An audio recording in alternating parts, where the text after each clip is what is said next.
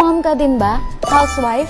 Kaya wala ka nang masyadong time para makapagtrabaho or makapagnegosyo? Abot kita!